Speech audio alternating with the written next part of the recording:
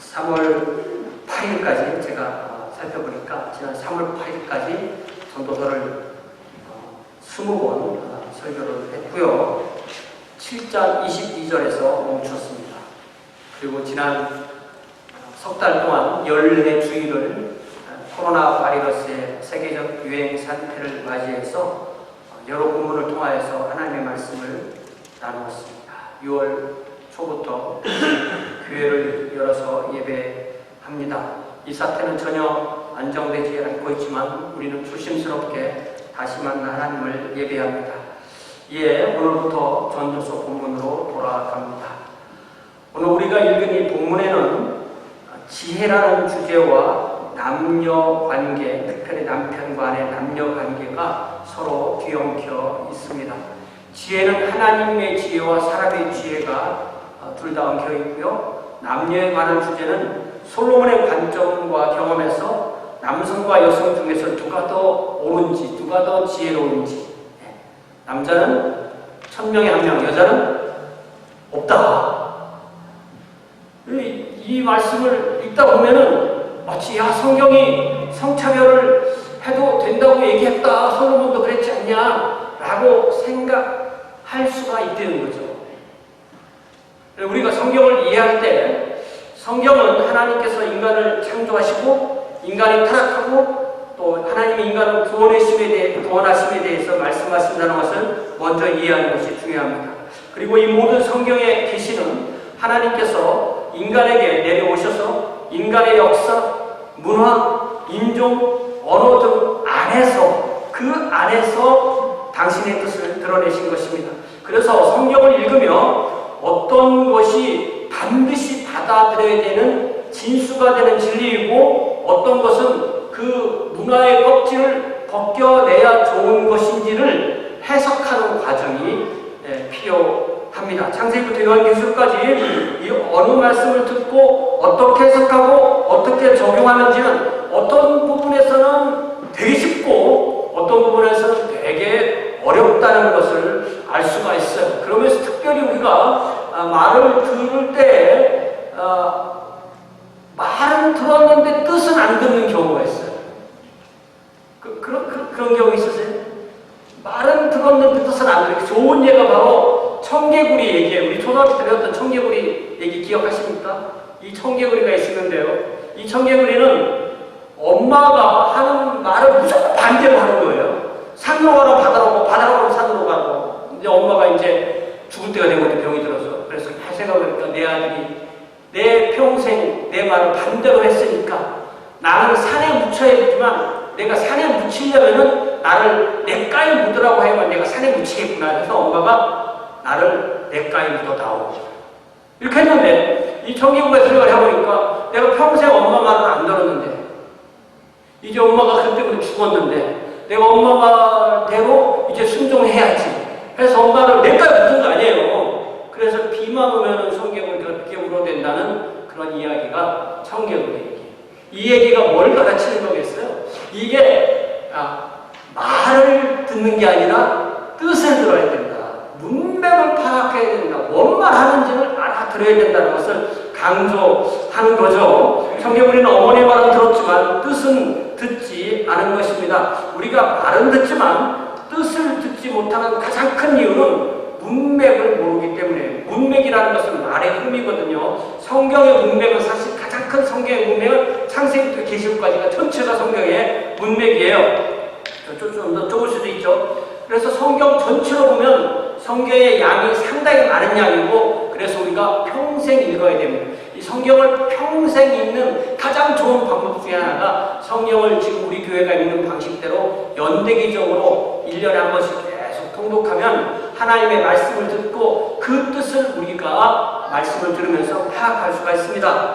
우선 창세기 1장부터 3장에는 하나님의 인간 창조 그리고 인간의 타락 이야기가 나오는데요. 특히 타락 전후의 남녀관계를 잘 봐야 돼요. 그리고 타락 이후에 많은 세월이 흐르고 예수 그리스도 안에서 구속이 이루어졌을 때 구속이 창조의 회복이고 재창조이기 때문에 구속 이전과 구속 이후에 성경이 남녀의 관계를 어떻게 말하는지도 잘 보아야 합니다. 여러분 성경에 있으시면 먼저 창세기 1장 27절을 찾아보세요. 창세기 1장 27절에 보니까 하나님이 어떻게 하셨다고 했어요? 자기 형상 곧 하나님의 형상대로 사람을 창조하시되 여자와 남자를 창조했다. 자, 남자가 하나님의 형상이에요? 여자가 하나님의 형상이에요? 네? 남자가 하나님의 형상이에요? 여자가 하나님의 형상? 남자? 여자? 남자와 여자 둘 다 하나님의 형상입니다. 그러니까 남자만 하나님의 형상이라고 생각하는 건 착각인 거죠. 남자도 하나님의 형상이고 여자도 하나님의 형상입니다. 그렇기 때문에 하나님 앞에서 남자와 여자의 가치는 동등한 거죠. 자, 2장은 더 나아가서 여자가 어떻게 지음받았는지 구체적인 내용이 나오는데요. 아담이 혼자 있는 것이 하나님 보시기에 좋지 않았죠. 그래서 하나님은 남자를 돕는 배필로 여자를 주셨어요. 자, 도와주는 사람이 똑똑합니까? 도움을 받는 사람이 똑똑합니까? 미국이 한국을 도와줄 때 미국이 똑똑해요? 한국이 똑똑해요? 도와주는 사람은 도움을 받는 사람보다 더 우월하거나 최소한 동등해야만 도와줄 수가 있는 것이죠. 하나님은 아담을 지을 때는 흙을 재료로 삼으셨습니다. 그러나 여자를 지을 때는 아담의 일부인 갈빗대를 재료로 삼으셨습니다. 아담과 하와의 재료는 근본은 흙이지만 좀 더 자세히 바라보면 둘의 재료가 꼭 같은 것은 아니죠. 이제 하나님께서 2장에 보면 아담에게 여자를 이끌어 오시자 아담이 화로 속을 질러요. 와, 내 뼈 중에 뼈고 내 살 중에 살이구나. 이것을 남자에게 수치하였은즉 여자라 하리라. 아담은 하와를 자신보다도 더 소중한 존재로 여기며 하나님께 감사하는 찬양을 부르는 것입니다. 그러면서 이것을 이 쉬에서 취했으니까 이 샤랑 부르리라. 영어도 맨 우먼 이렇게 말하잖아요. 이렇게 비슷하다는 거예요. 남자 여자의 다른 걸 강조한 것이 아니라 같은, 남자에게서 여자가 왔다는 같은 것을 강조하는 것입니다. 서로 먼 것보다는 가까운 것을 강조합니다. 원래는 한 몸이었음을 강조하는 것입니다. 그래서 창세기 1장 24절에서는 이러므로 남자가 부모를 떠나 그 아내와 합하여 둘이 한 몸을 이룰지어다. 자, 남자는 부모를 떠났어요. 그런데 여자는 부모를 떠나지 말라는 말인가요? 그렇지 않죠. 남자도 부모를 떠나야 되고 여자도 부모를 떠나야 되고 그래야만 둘이 한 몸이 될 수 있고, 그런 면에서 여기서도 남자와 여자는 동등하게 기술이 됩니다. 그러나 3장에 보니까 아담과 하와는 하나님 앞에 죄를 범했고, 그래서 인류에게 죄가 들어오고 인류는 타락합니다. 창세기 3장 16절에서는 이렇게 말씀하시죠. 창세기 3장 16절이에요. 내가 너에게, 하나님께서 여자에게 하신 말씀이에요. 내가 너에게 임신하는 고통을 크게 더하리니 내가 수고하고 자식을 낳을 것이요 너는 남편을 원하고 남편은 너를 다스릴 것이라. 이 무슨 말이에요? 이전까지는 남자 여자가 동등해 있었는데 이제는 이렇게 하이어라키가 딱 생긴 거예요. 이 상하 관계가 딱 생겼습니다. 그래서 창세기 3장 이후부터 예수님께서 오시기까지 성경의 모든 문화는 고대 근동 문화권에 속해 있습니다. 앞에서 말씀드렸듯이 성경에 계시는 인간의 문화를 초월해서 주어지지 않았습니다. 인간의 문화 안에서 주어졌습니다. 그래서 우리가 성경을 읽으면 자연스럽게 고대 근동의 문화, 특별히 이스라엘의 문화, 종교, 언어, 역사, 풍습 등을 만나게 됩니다. 우리가 성경을 읽으면서 때때로 당혹스러운 본문을 만날 때가 있어요. 성경을 연대기적으로 쭉 읽다 보면 도대체 이 말씀을 어떻게 받아들여야 되지 하는 그런 본문을 만날 때가 있고, 오늘 우리도 그런 본문 하나 읽었죠.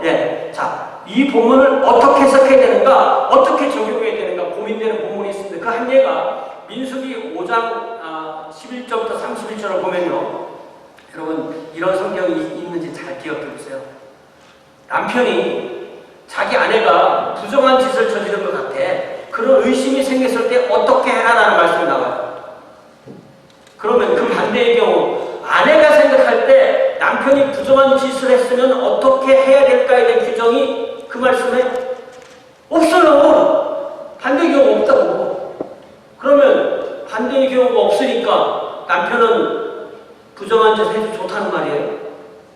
그런 말이 아닙니다. 왜 성경에 이런 주제를 다루는 곳이 여기만 있는 것이 아내이기 때문입니다. 자, 그래서 그 말씀을 보니까 이 아내를 제사장으로 데리고 가면은 제사장이 그 아내를 저주하는, 네가 만약에 이런 죄를 졌다면 너는 이런 저주를 받는다는 것을, 저주하는 것을 두루마리에 써서 그것을 불에 태워서 그 죄를 물에 타가지고 이 소재에 나온 그 죄하고 섞어서 그것을 여자에게 먹이면 여자가 그걸 먹고 나서 진짜 그 죄를 졌으면 몸이 뚱뚱 붓고 뭐 종양이 생겨서 몸에 살이 떨어져 나가고 그런 저주를 받을 것이고, 그렇지 않으면 괜찮을 것이다. 이런 말씀이 나와요.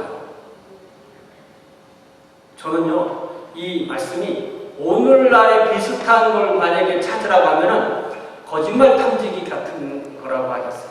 거짓말 탐지기는 참말을 하면은 그게 반응을 안 하고 거짓말을 하면 반응한대요. 그렇게 해서 제사장이 이 여인이 잘못했으면 그 가정을 또 픽스하고, 또 잘못한 게 아니면 또 그 가정을 또 다시 잘 살 수 있도록 도와주는, 특별히 남자가 의처증이 있어서 그럴 수도 있잖아요. 또 실제로 여자는 그런 부정을 행할 수도 있기 때문에 그때 당시에 그런 일을 하는 거예요. 그러고 보니까 이 제사장은 이 병 앓은 사람들도 또 진단도 해줘야 되고, 또 부정한 사람도 또 찾아내줘야 되고, 오늘날 목사보다 옛날 제사장이 훨씬 더 힘든 그런 잡이었겠구나, 이런 생각을 하게 돼요. 자, 여러분, 이 말씀을 우리가 들었어요. 이 민수기 5장 이 말씀을 읽었어요. 그럼 이 말씀을 우리가 어떻게 적용하실까요? 이해를 했어요. 뭔 말인지. 그런 걸 적용해야 될 거 아니에요. 그 적용에, 아이고, 남자에 대한 얘기는 없으니까 남자는 뭐 함부로 살아야 되는구나, 이렇게 적용하시나요? 그거 아니잖아요. 성경 전체를 봐야죠. 네. 아니면, 아유, 제 아내가 이런 나쁜 짓을 한 것 같아요. 목사님, 제 아내가 나쁜 짓 했나 좀 찾아주세요. 저한테 오시겠어요? 그것도 또 아니잖아요. 그럼 오히려 하나님 앞에서 남자나 여자나 하나님과 또 가족과 공동체 앞에 떳떳하지 않은 일은 하지 않아야 된다는, 정결하게 살아야 된다는 것으로 우리가 결론을 맺고 적용해야 되는 줄로 믿습니다. 자, 이제 예수님께서 오셔서 십자가의 복음을 완성하신 이후에 남자와 여자의 관계는 회복되었습니다. 여러분, 이제 신약성경 고린도전서 11장 3절을 보세요.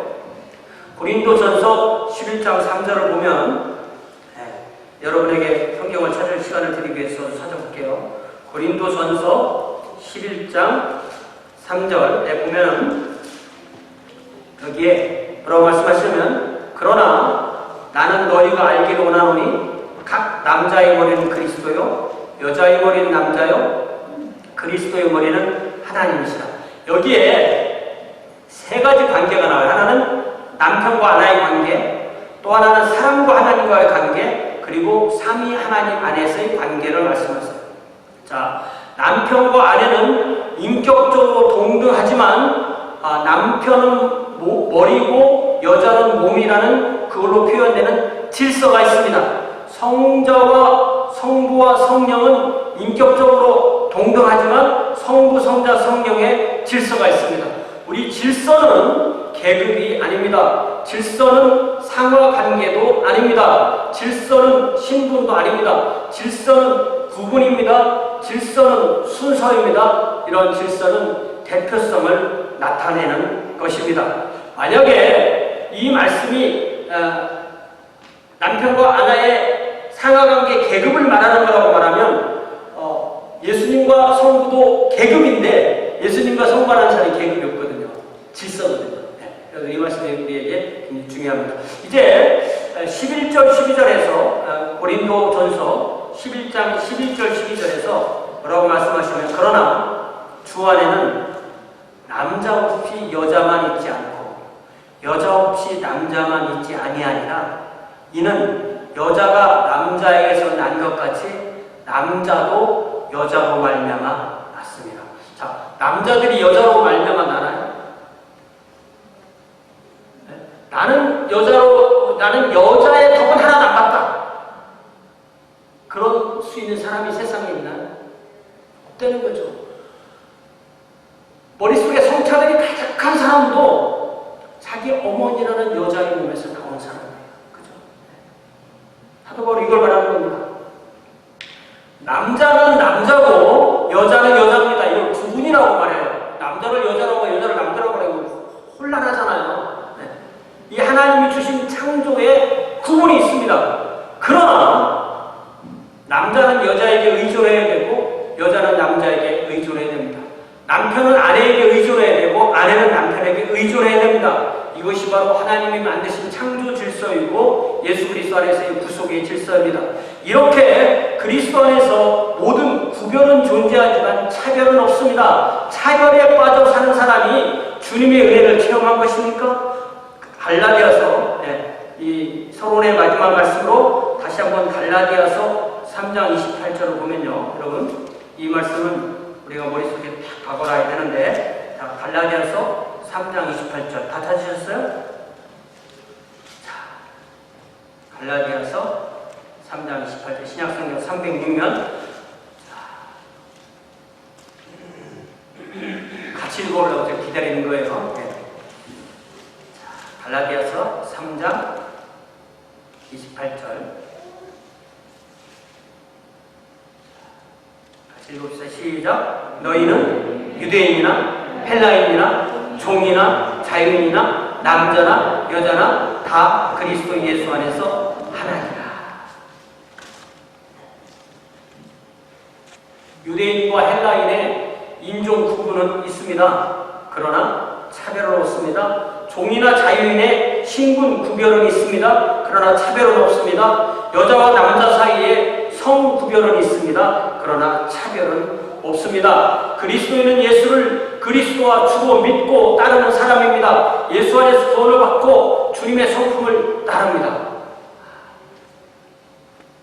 주님은 모든 죄인을 사랑하시고 그들을 위해서 생명을 내어주셨고 우리 주님은 죄는 가장 무서운 것으로 당신의 생명을 주어야 하는 것을 피로 드러내셨지만 그러나 죄인을 사랑하시기 때문에 당신의 생명을 주셨습니다. 그렇기 때문에 우리가 주님을 따른다면 구별하는 지혜 속에서 차별 없는 사랑을 해야 되겠습니다. 다시 한번 얘기할까요? 우리가 우리 주님을 따르는 주의 제자라면 구별의 지혜 속에서 차별 없는 사랑하자. 어떻게 한다고요? 구별의 지혜, 차별 없는 사랑. 구별은 필요하죠. 구별을 못하면 바보예요. 네? 구별은 필요한 거예요. 그러나 차별하지 말자. 자, 서론이 그렇죠. 여기까지 오늘 제 설교 서론입니다. 왜냐하면 꼭 이 문제는 정리를 해야만 우리가 성경을 성차별을 그런 어떤 차별을 정당화하는 부분으로 성경을 우리가 사용하는 물을 범하지 않기 위함입니다. 오늘 본문에서 솔로몬은 하나님은 사람을 정직하게 지으셨지만 사람이 많은 꾀를 내었다고 했습니다. 이렇게 솔로몬은 전도서에서 지혜를 하나님의 지혜와 사람의 지혜, 사람의 꾀로 구분해서 제시합니다. 그래서 오늘 저의 설교의 제목은 사람의 꾀. 그 사람 참 꾀가 많아. 굉장히 좋은 말 같지만 이 꾀는 상당히 부정적인 의미를 쓴 거예요. 23절부터 봅시다. 솔로몬은 무엇보다도 지혜의 사람이었어요. 어린 나이에 하나님께 듣는 마음, 지혜를 구했고 하나님께서 그에게 지혜만 주신 것이 아니라 지혜와 부귀와 영화를 허락하셨어요. 지혜는 부귀와 영화를 누릴 수 있는 힘, 통제할 수 있는 힘입니다. 솔로몬은 극도로 지혜로운 사람이었지만 그의 왕으로서의 부귀, 영화는 그의 지혜를 압도하는 것이었어요. 그가 가진 지혜보다 그가 가진 부귀, 영화가 더 컸다는 말이에요. 그는 병마, 병거, 마병으로 구성되는 군사력을 극도로 키웠습니다. 엄청난 은금을 모았습니다. 후궁이 700명, 첩이 300명, 1000명 이름 외웠겠어요? 그중 상당수가 이방 여인이었고 그 이방 여인들을 통하여서 이방 종교가 들어왔습니다. 예루살렘은 고대 근동의 종교의 만신전이 되었습니다. 사랑하는 여러분, 솔로몬의 이룬 이 모든 것이 과연 지혜로운 것입니까? 하나님께서 주신 것을 잘 사용한 것입니까? 하나님의 뜻에 맞게 산 겁니까? 신명기 17장 14절에서 20절의 말씀을 보니까 왕이 되었을 때 극도로 조심해야 되는 세 가지를 많이 얘기했어요. 뭘까요? 첫 번째는 병마를 많이 두지 말아라. 두 두 번째는 아내를 많이 두어서 그의 마음이 미혹되게 하지 말아라. 세 번째, 자기를 위해서 은금을 많이 쌓지 말아라. 이렇게 보면요, 하나님께서 지혜를 구한 솔로몬에게 지혜뿐만 아니라 부귀와 영화까지 주신 것은 복인 동시에 시험인 것을 알 수 있습니다. 하나님은 결코 우리를 죄로 유혹하는 시험을 하지 않으십니다. 그러나 우리를 연단하고 단련하고 훈련하기 위해서 우리를 테스트하시는데요. 그래서 솔로몬뿐만 아니라 우리 모두에게도 우리에게 하나님이 허락하신 지혜가 있고, 우리에게 허락하신 부귀가 있고, 우리에게 허락하신 영화가 있고, 우리에게 허락하신 생명이 있는데, 이 모든 허락받은 것은 우리에게 그것이 하나의 복이기도 하지만 동시에 시험이라는 사실도 기억해야 됩니다. 그렇기 때문에 그 주신 것을 잘 활용하는 것이 우리 인생을 훈련하는 것이 됩니다. 솔로몬은 그의 생애 말기에 이르러서 전도자가 되어서 전도서를 쓰면서 23절에서 이렇게 고백합니다. 여러분 23절 보니까 내가 이 모든 것을 지혜로 시험하며 스스로 이르를 내가 지혜자가 되리라 하였으나 지혜가 나를 멀리하였도다. 솔로몬은 자신의 지혜로는 자신의 부귀와 영화를 온전히 사용할 수가 없었습니다. 지혜를 원했지만 지혜가 그를 멀리했습니다. 여러분 많이 받은 사람 부러우세요? 5달란트를 받았으면 5달란트를 운용해서 5달란트를 남겨야 돼요. 그러나 만약에 우리가 1달란트를 받았으면 1달란트를 운용해서 1달란트만 남기면 됩니다. 솔로몬 같이 되면 내가 솔로몬보다 더 잘 살 텐데 어떻게 하세요? 나에게 허락된 지혜, 나에게 허락된 부귀, 나에게 허락된 영화라는 달란트는 솔로몬과 비교할 수 없지만 나에게 꼭 필요한 것, 실수하지 않는 하나님께서 나에게 꼭 필요한 것을 주신 것이기 때문에 그것을 내가 감사하고 잘 사용하고 잘 관리하고 잘 누릴 때 그때 주님 앞에 우리가 충성된 종으로 드러나는 줄 믿습니다. 자, 이제 24절에 더 나아가서 성경을 통해서 하나님께 주신 지혜를 다 파악하고 다 실천하는 것도 온전히 다 통달할 수 없다고 말합니다. 자, 그래서 어떤 사람이 여러분에게 딱 나타나서 뭐라고 말하냐면 네가 성경을 100날 읽어도 모른다. 나는 성경을 200번 읽고 나의 마음은 하나님의 마음과 똑같아졌다. 성경을 봐도 네가 봐도 그 뜻을 모르니까 나한테 와서 성경을 배워야만 너는 성경을 볼 수 있다. 그렇게 얘기를 하는 사람이 여러분 앞에 있다면 여러분은 그 사람 어떻게 생각하세요? 최소한 교만한 사람이든지 그런 사람이 사실은 이단 교주들이 많습니다. 그러므로 그가 진실한 그리스도인이라면 어느 그리스도인이라도 하나님 앞에서 누구나 다 하나님의 말씀을 듣는 제자이고 누구나 다 하나님의 말씀을 배우는 학생이고 그리스도의 종이라는 사실을 우리는 기억해야 되고 더 나아가서 우리 모두에게는 죄성이 있다는 사실을 인정하고 따라야 됩니다. 우리는 평생 따르는 것이지 평생 말씀을 연구하는 것이지 누구나 성경을 통달했다고 그렇게 말할 수 있는 사람은 없는 것입니다. 내가 성경을 너무 많이 읽었더니 성경을 통달했어요. 혹시 그런 사람 보셨어요? 그렇지 않다는 것입니다. 그러니 어리석게도 나는 그 사람 없으면 못 살아. 그 사람은 빠가 돼가지고 그 사람만 따라다니고 매일 그 사람 보고 그 사람만 쳐다보고 그 바보 같은 짓이에요. 내가 성경을 보도록 도와주는 사람이지 그 사람이 담임 목사님 누구든 내가 성경을 보도록 도와주는 사람이지 성경 대신 우리 목사님이 대신 이것은 아닌 거죠. 그렇기 때문에 우리가 참과 거짓을 구분할 수 있는 방법은 내 앞에 서 있는 그 사람이 성경과 하나님께로 나를 인도하는가 아니면 그 자신에게로 인도하는가가 하나의 시험의 척도가 될 수 있는 것입니다.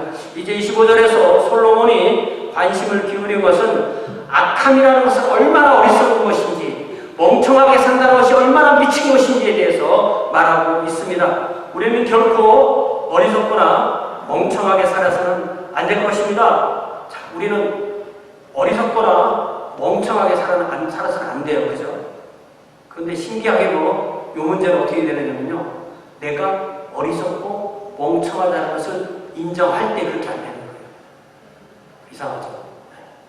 그게 바로 겸손한 겁니다. 자신을 계속 낮추는 것이죠.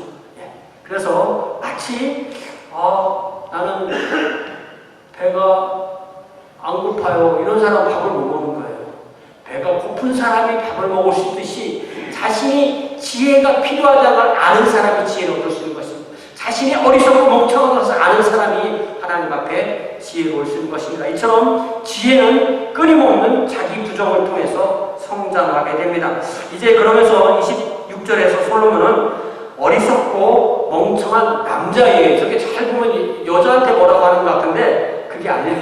남자가 멍청한 남자 예를 드는 거예요. 남자는 하나님을 기쁘시게 하는 지혜로운 사람, 올바른 사람이 있기도 하지만 반대로 어리석고 멍청한 죄인도 있습니다. 한 남자가 지혜로운지 그렇지 않은지를 하나의 예를 들기를 어떤 여자를 만나는가를 통해서 알 수 있다고 솔로몬이 예시를 드는 거예요.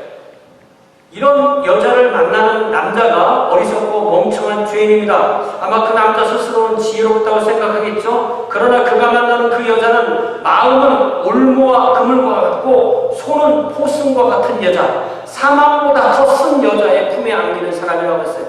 옛날에 포승이죠. 요새는 이게 수갑입니다. 자, 그런 사람이 사실은 솔로몬이 잠언 7장에서 그런 음녀를 따라가는 젊은이를 뭐라고 그리냐면 잘 보세요. 젊은이가 곧 그를 따랐으니 소가 도살장으로 가는 것 같고 미련한 자가 벌을 받으려고 쇠사슬에 매이러 가는 것과 같도다. 필경은 화살이 그 간을 뚫게 되리라. 새가 빨리 그물에 들어가되 그 생명을 잃어버릴 줄을 알지 못함과 같으니라. 그 사람이 만일 청년이면 그의 생명을 잃고 부모와 형제의 가슴에 못을 받고 무너지게 하겠죠. 그가 훨씬 장성한 장년이라면 그의 생명을 잃고 그 아내와 자녀들을 잃고 공동체를 무너지게 할 것입니다. 남자가 이런 여자에게 자신을 맡기면 그것이 바로 무지하고 그것이 바로 어리석고 그것이 바로 멍청하다는 거예요. 그래서 27절에서 솔로몬은 이제 자신의 경험을 정리해서 제시하겠다고 말합니다. 그러면서 제시한 그 경험이 28절이에요. 솔로몬이 참으로 지혜로운 사람, 참으로 올바른 사람을 찾아냈습니다. 그 자신의 생애 동안 결과를 보니까 남자는 한 1000사람을 대하면 그 중에 한 명은 똑바른 사람이 있더라. 그런데 여자는 없더라고요. 그러니까 솔로몬이 여자를 생각할 때 여자 소위 이제 부인격 되는 사람이 1000명이었잖아요. 그러면 여자 중에는 지혜롭거나 똑똑한 사람이 없더라고요. 그러면 이 솔로몬의 개인의 경험을 하나님의 어떤 절대적인 뜻으로 우리가 받아들일 수 있는 겁니다. 이래서 성경은 읽고 해석하는 능력이 필요한 것입니다. 우리는 이 말씀을 여자가 남자보다 덜 지혜롭다는 말씀으로 성차별을 정당화하는 말씀으로 사용할 수 있을까요? 절대로 그렇지 않습니다. 오히려 우리는 남자든 여자든 자신이 지혜롭지 않다는 것을 인정하고 하나님 앞에서 끊임없이 지혜를 구하고 어리석음과 멍청함에서 벗어나는 우리 매일의 삶이 되어야 하겠습니다. 사도 바울은 고린도전서 10장에서 고린도 성도에게 이렇게 권면합니다. 비록 이스라엘 백성이 이집트에서 홍해를 건너 구원을 받고 광야에서 하늘에서 내려온 만나를 먹고 또 반석에서 나온 생수를 마시고 또 하나님의 임재 가운데 40년을 살았지만 그 40년 동안 이스라엘은 무수한 죄를 지었어요. 그들은 우상을 숭배했습니다. 그들은 음행했습니다. 그들은 주님을 시험했습니다. 그들은 주님을 원망했습니다. 이스라엘은 우리에게 나쁜 본보기가 되어서 하나님께 징계를 받았습니다. 우리가 그들과 똑같은 죄를 범하고 똑같은 징계를 받는다면 우리는 지혜롭지 못하고 어리석고 멍청한 것입니다. 우리는 이런 죄에서 벗어났습니까? 저는 넘어지지 않습니다. 저는 그런 죄는 최소한 범하지 않습니까? 그렇게 말합니까? 그러나 하나님은 사도 바울을 통해서 고린도전서 11장 12절에서 그런즉 선줄로 생각하는 자는 넘어질까 조심하라 말씀하십니다. 진정한 지혜는 우리를 자만으로 인도하지 않습니다. 진정한 지혜는 우리를 겸비하게 하고 두렵게 하고 떨리는 삶으로 인도하는 것입니다. 이제 29절에서 솔로몬은 하나님의 지혜와 사람의 지혜를 구분하여 제시합니다. 하나님과의 정상적인 관계, 하나님의 주시는 말씀을 지혜로 삼아서 그렇게 누리는, 하나님의 말씀 안에서 성령 안에서 누리는 그 사람이 참으로 지혜로운 사람이에요. 이것이 하나님이 우리를 지으신 대로 정직하게 사는 것, 하나님 앞에서 참 지혜를 누리며 사는 것입니다. 그런데 사람들은요, 사탄이 에덴에서 아담과 하와를 유혹했듯이 사탄의 영향 아래서 많은 꾀를 만들어내요. 하나님이 정령 죽으리라 한 말씀을 하셨는데 인간은 여러 가지 꾀를 만들어내고 결국은 그 말은 바꿔서 말하지만 사탄이 말하는 것 결코 죽지 아니하리라는 그 180도 바꾼 사탄의 꾀를 따라가게 되는 것입니다. 이는 하나님의 말씀을 거역해야만 진정으로 지혜로워지는 것이라는 왜곡된 꾀, 완전히 180도 바뀌어 전도된 꾀를 만들어내고 그 길을 따르므로 사망으로 나아가게 되는 것이 어리석고 멍청한 삶을 사는 거죠. 그러니 우리 어떻게 살아야 됩니까? 오늘 주보에 써드린 대로 고린도전서 1장 25절 말씀처럼 살아야 됩니다. 우리는 우리의 지혜, 우리의 강함을 의지할 수 없습니다. 세상의 눈으로는 하나님의 어리석음, 하나님의 약하심처럼 보이는 예수 그리스도, 그리고 예수 그리스도 십자가 안에서 우리는 참된 지혜와 참된 능력을 발견하고 누리며 오늘을 살아야 됩니다. 우리에게는 이러한 지혜가 없음을 고백합시다. 주님이 붙들어 주시지 않으면 살 수 없음을 고백합시다. 참된 지혜를 구합시다. 그리하여 주님처럼 사랑하며 주님처럼 섬기며 삽시다. 인종이든 계급이든 성이든 그 어떤 차별도 철폐하고 하나님의 피조물로 주님의 형제 자매로 연대합시다. 이제 반주해 주는 동안에 이 한 주간 이렇게 하나님의 지혜로 구분할 것은 구분하되 또한 하나님의 사랑으로 섬기며 살 수 있게 해달라고 그렇게 기도하겠습니다. 다 함께 기도하겠습니다.